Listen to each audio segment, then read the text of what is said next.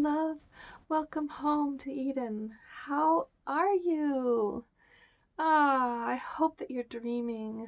I hope that you're connecting with your own heart and your own soul, and you are actually, you know, giving yourself permission to wish for what you really have been afraid isn't possible, because what you've longed for is more possible than everything that you've settled for.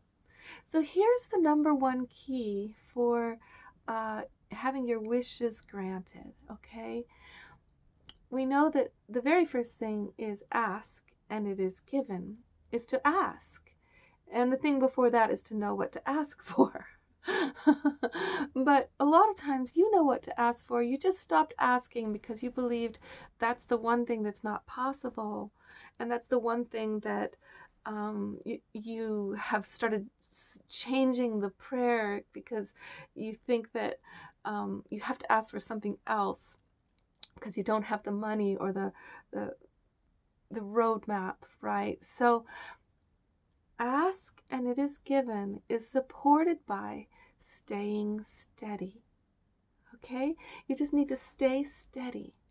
Stay with the thing that you said you wanted, and don't deviate just because now you feel it's harder than ever, or now you feel it's really stupid that you ever asked that, or because something came along that's sort of like that.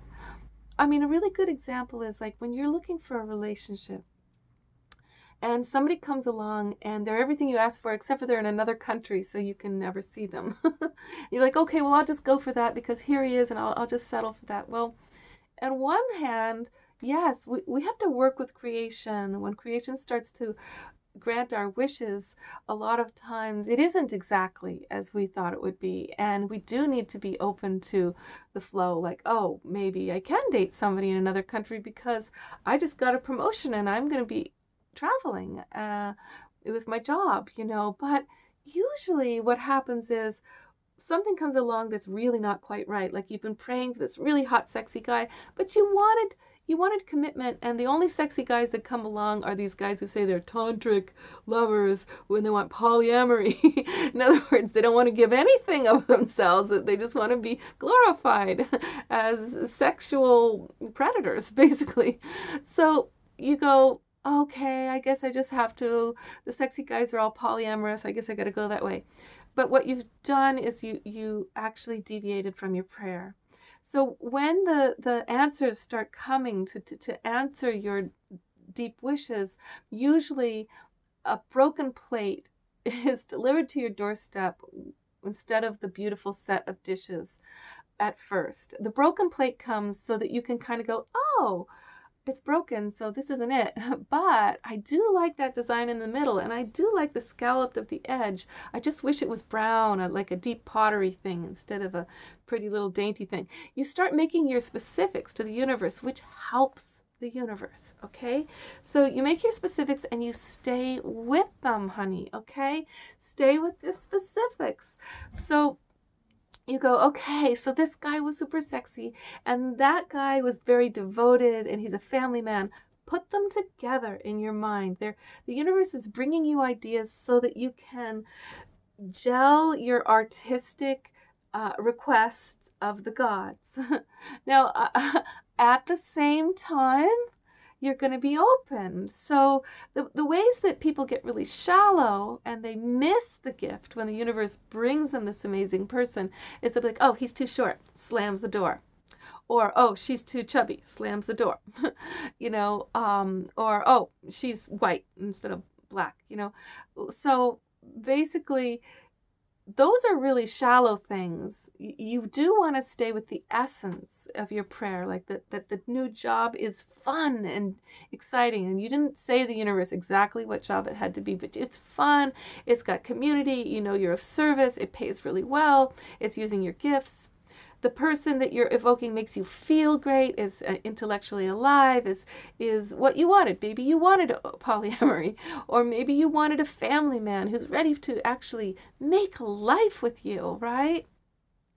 Stay with your wish. Stay with your wish, okay?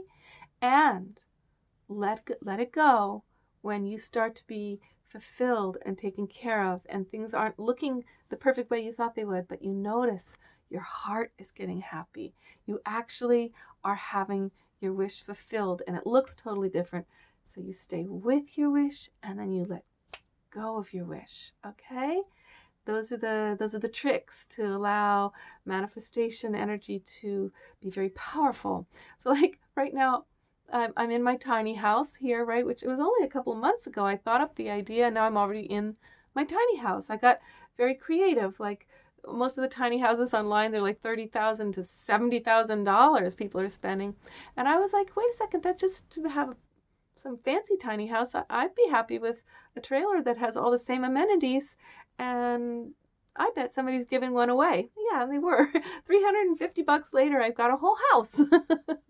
So now my wish is for land, right? And I want my own land with no mortgage. I want my own land with no mortgage and a big yurt, a big palatial, huge yurt for having my own theater, ritual theater in the forest. Because that's a lifestyle I would really enjoy, to be having these artistic parties with friends in the forest. Just for the fun and joy of being in my feminine.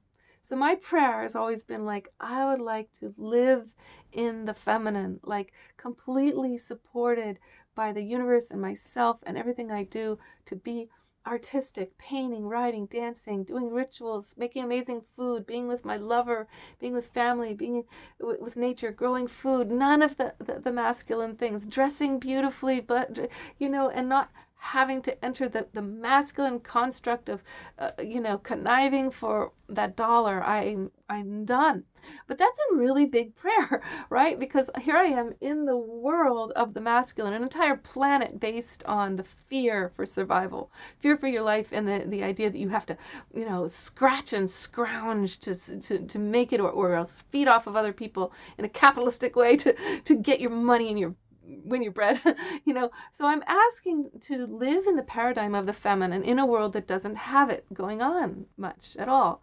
And I'm asking to then, from that place, ignite it in others, the possibility and the belief that everybody can have a life completely aligned with in integrity, with nourishing the feminine in themselves, in others, in the women around them, right?